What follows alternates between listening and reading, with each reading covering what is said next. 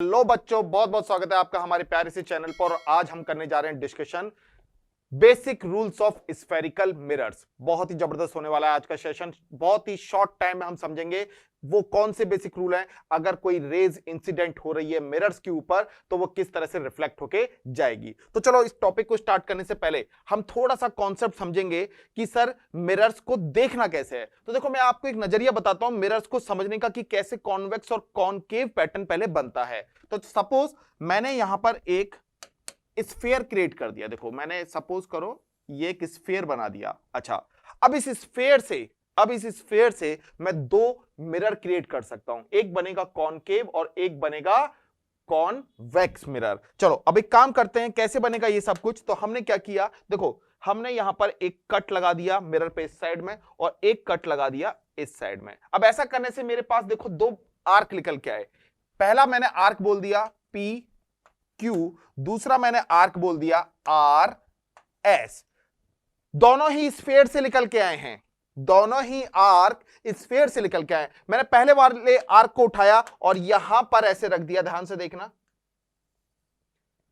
और फिर मैंने एक काम किया, दूसरे वाले आर्क को भी उठाया और उसे यहां पर शिफ्ट कर दिया।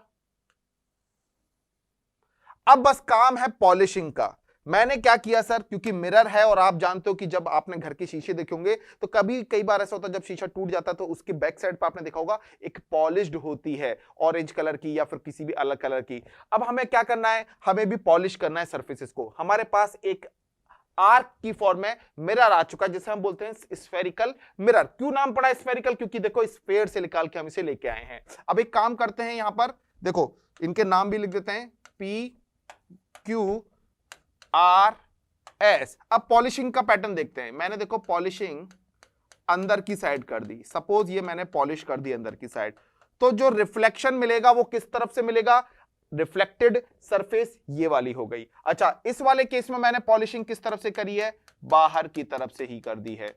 ये देखो मैंने पॉलिश कर दी, तो अब रिफ्लेक्टेड रेज कहां से मिलेंगी, डेफिनेटली रिफ्लेक्टेड जो सरफेस होगी वो अंदर की तरफ होगी। तो ये मेरी कौन सी सरफेस है, this is the reflected surface है। और इस केस में अगर मैं पूछूं तो रिफ्लेक्टेड सरफेस यहां पर है।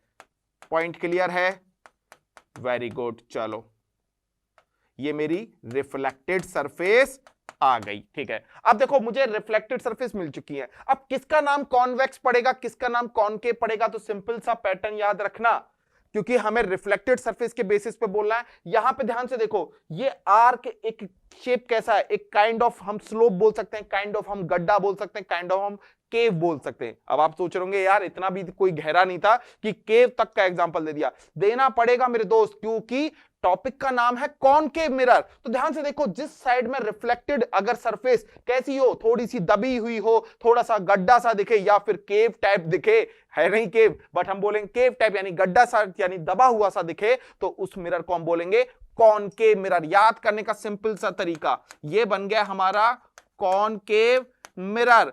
तो सर दूसरा मिरर कौन सा होगा, अगर एक रिफ्लेक्टेड सरफेस दबी हुई है तो दूसरी रिफ्लेक्टेड सरफेस उभरी हुई होगी, तो इस उभरी हुई वाली सरफेस को हम इसका जस्ट अपोजिट कौन सा, कॉन्वेक्स मिरर बोल देंगे। तो इसका नाम क्या पड़ गया सर, इसका नाम पड़ गया कॉन्वेक्स मिरर। ये तो चलो हमारा पॉइंट क्लियर हो गया कि कॉनकेव मिरर और कॉन्वेक्स मिरर कौन कौन से होते हैं। अभी मैं ये प्रिंसिपल पे आऊंगा, इस प्रिंसिपल पे मैं आऊंगा, मगर मैं बेसिक थोड़ी सी बातें और बता देता हूं। अच्छा, अब हम दोनों मिरर के रिस्पेक्ट में बेसिक रूल को समझेंगे। तो बेसिक रूल को समझने से पहले आपको थोड़ा सा एक पॉइंट और समझना होगा।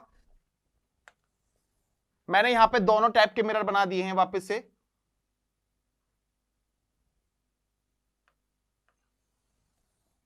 ठीक है, अब जरा ध्यान से देखो, अगर ये मैंने बोला ये कौन सा है, ये कॉन्वेक्स है, और मैंने बोला ये कौन सा है, ये कॉनकेव है, तो इसका सेंटर ऑफ कर्वेचर किधर होगा, देखो कॉनकेव है तो रिफ्लेक्टेड सरफेस अंदर की साइड होगी, तो इस वाली साइड को पॉलिश कर दो। अब ध्यान से देखो, अब तुम्हें कुछ बेसिक डेफिनेशन समझनी होगी। जो मिरर होता है उसका जो पिन मिडिल पॉइंट होगा, ये मिरर मैंने लिया यहां से लेके यहां तक, इसका जो मिडिल पॉइंट होगा उस मिडिल पॉइंट को हम बोलते हैं पोल।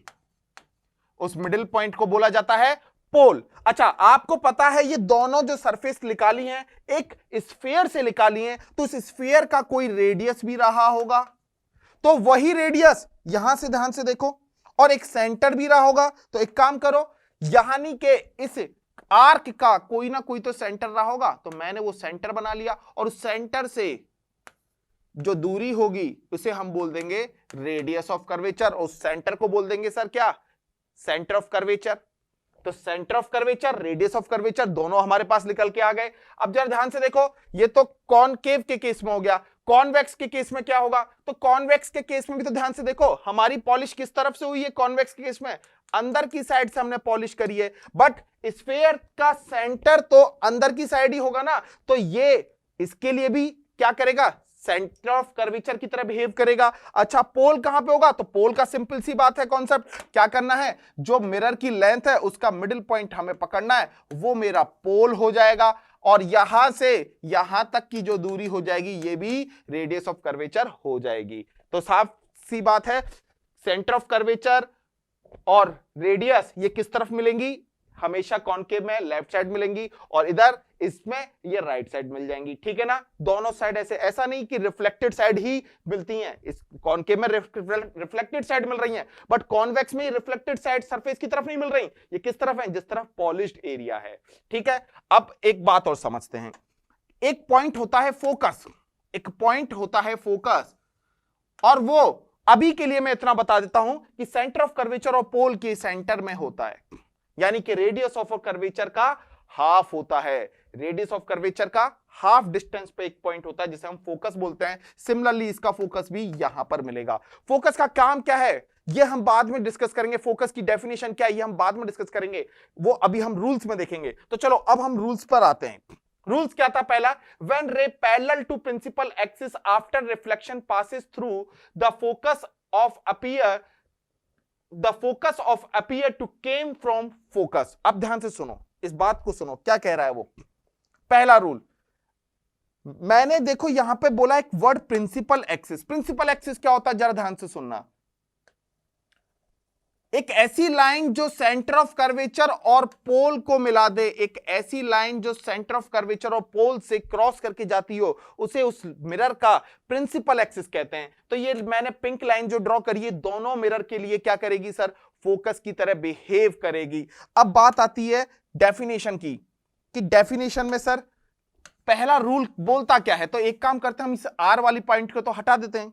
उसने क्या बोला कि अगर कोई लाइन कैसी आ रही है, लाइन नहीं, कोई लाइट किस तरह से इंसिडेंट हो रही है जो प्रिंसिपल एक्सिस के पैरेलल है, तो आफ्टर रिफ्लेक्शन कहां से क्रॉस करेगी, फोकस से क्रॉस करेगी। तो अगर मैं कॉनकेव के लिए ये बात बोलूं, तो सपोज करो कोई इंसिडेंट रे इस तरह से आ रही हैं, ये इंसिडेंट रेज हैं, और ये पैरेलल टू प्रिंसिपल एक्सिस है। प्रिंसिपल एक्सिस की डेफिनेशन फिर बता रहा हूं, ऐसी लाइन जो सेंटर ऑफ कर्वेचर और पोल को क्रॉस करे उसे हम बोलते हैं प्रिंसिपल एक्सिस ऑफ मिरर। अच्छा, यहां पे देखो मैंने दो लाइन ड्रॉ कर दी हैं, जो कि चार लाइन मैंने पैरेलल इंसिडेंट रे बनाई हैं। ये क्या है, पैरेलल टू प्रिंसिपल एक्सिस है। तो आफ्टर रिफ्लेक्शन ये कहां से क्रॉस करेंगी, फोकस से क्रॉस करेंगी। तो देखो आफ्टर रिफ्लेक्शन ये सभी कहां से क्रॉस करेंगी, फोकस से क्रॉस करेंगी।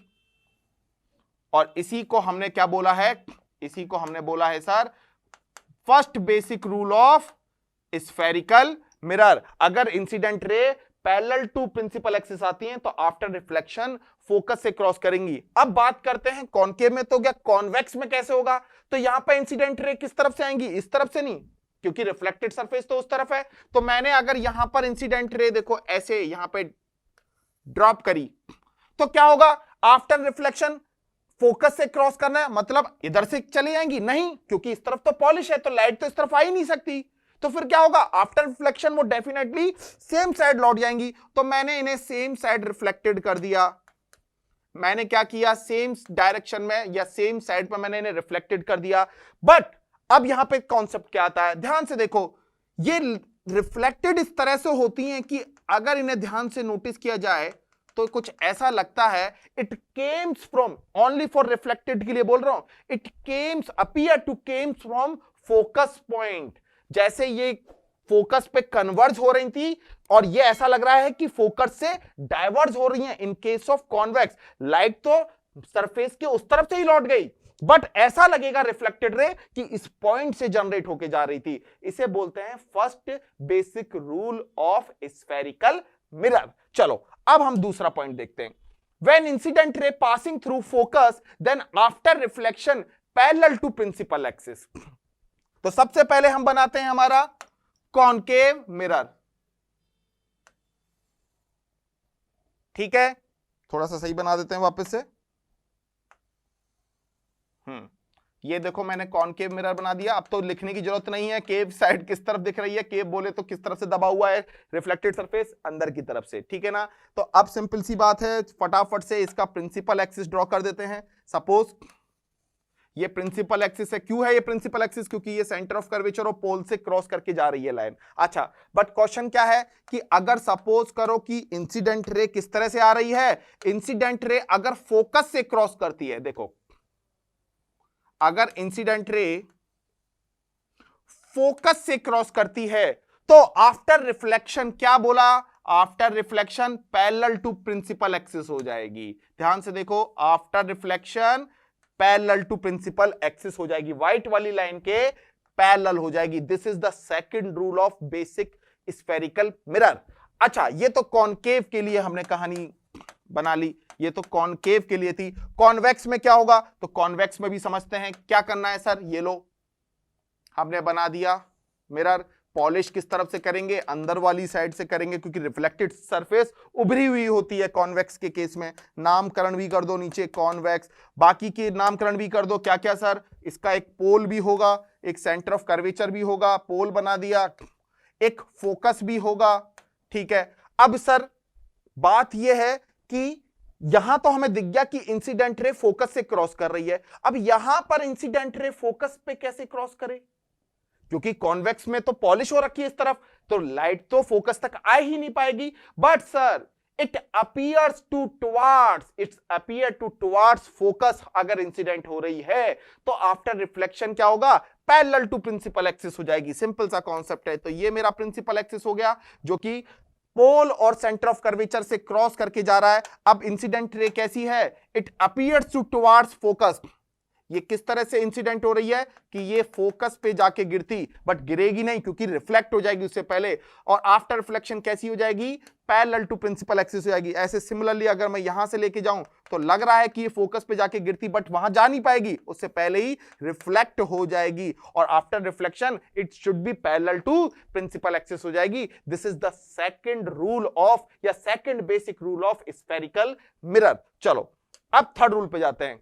When ray passing through center of curvature or directed towards center of curvature is reflected back along with same path। क्या कहना चाह रहा है? वापस से देखते हैं स्टेटमेंट।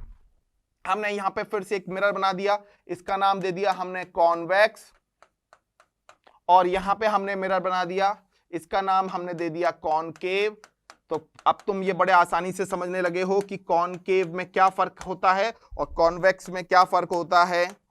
दोनों के फर्क तुम्हें समझ में आ जाते हैं देखते ही। अच्छा, फटाफट से दोनों के लिए प्रिंसिपल एक्सिस ड्रॉ कर दो।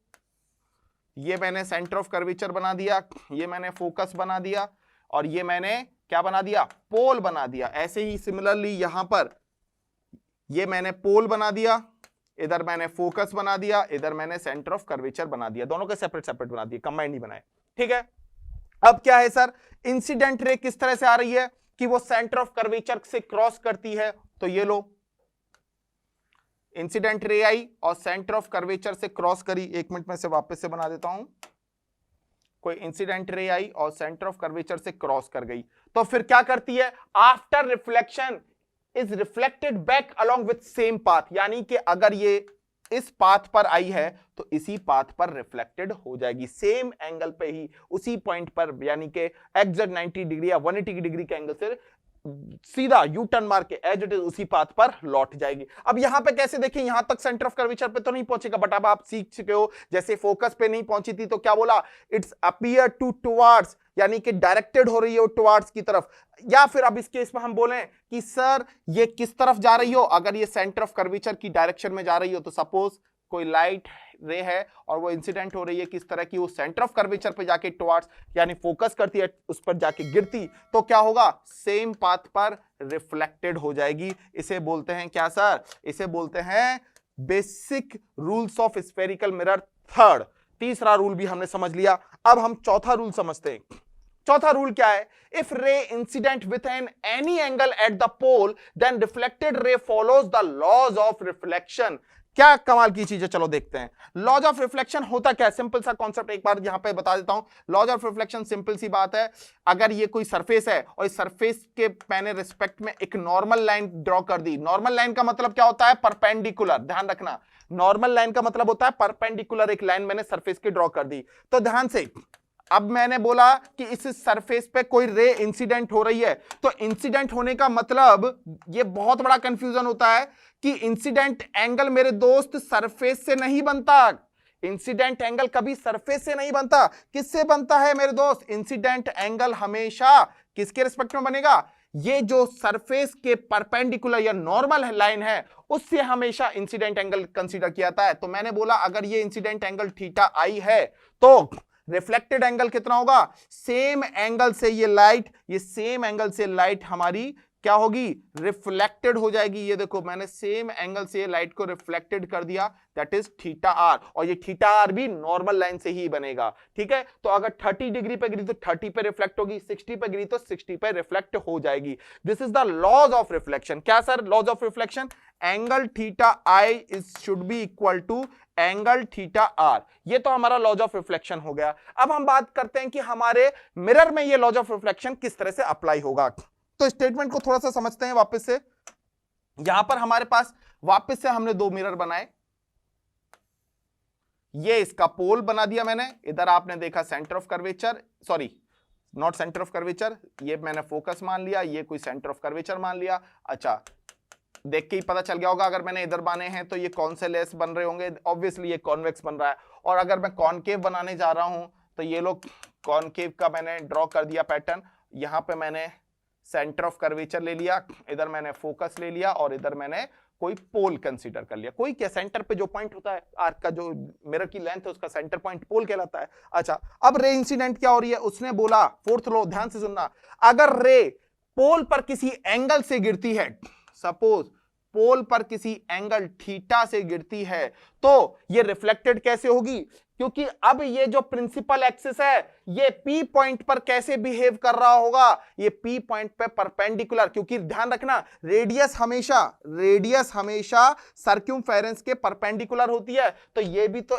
आर्क ही है, एक स्फीयर का आर्क ही तो था, तो डेफिनेटली ये प्रिंसिपल एक्सिस यहां पर परपेंडिकुलर होगी। तो ये जो प्रिंसिपल एक्सिस है इस पोल पर नॉर्मल लाइन की तरह बिहेव कर रही होगी, तो ये थीटा एंगल अगर नॉर्मल से बन रहा है तो लाइन जो रिफ्लेक्टेड होगी वो भी सेम एंगल से रिफ्लेक्ट हो जाएगी। ये सिंपल सा कॉन्सेप्ट था स्फेरिकल मिरर का, कौन सा, रूल नंबर 4। तो यहां पर कैसे होगा ये इंप्लीमेंट, सिंपल सी बात है, प्रिंसिपल एक्सिस को थोड़ा सा एक्सटेंड कर दो, ये लो मैंने एक्सटेंड कर दिया, अब मैंने रे को इंसिडेंट किया, अगर कोई रे इंसिडेंट हो रही है पोल पर किसी थीटा एंगल पे तो सेम एंगल से रिफ्लेक्टेड हो जाएगी, यानी लॉज ऑफ रिफ्लेक्शन को फॉलो करेगी। तो दोस्तों ये थे हमारे सिंपल से 4 रूल। अगर अच्छे लगे हैं और वीडियो अगर आप यहां तक देख चुके हो तो अब एक काम जरूर कर देना, चैनल को सब्सक्राइब कर देना, वीडियो को लाइक एंड शेयर कर देना। तो इसी तरह के शॉर्ट वीडियोस में मैं कुछ बेहतरीन और छुपे हुए कॉन्सेप्टों को और बड़ी ही सिंपल तरीके से आपको समझाने की कोशिश करूंगा। तो मिलते हैं नेक्स्ट वीडियो में, और किस टॉपिक पे बनाना है कमेंट करके जरूर बताना। तब तक के लिए बाय बाय, टेक केयर।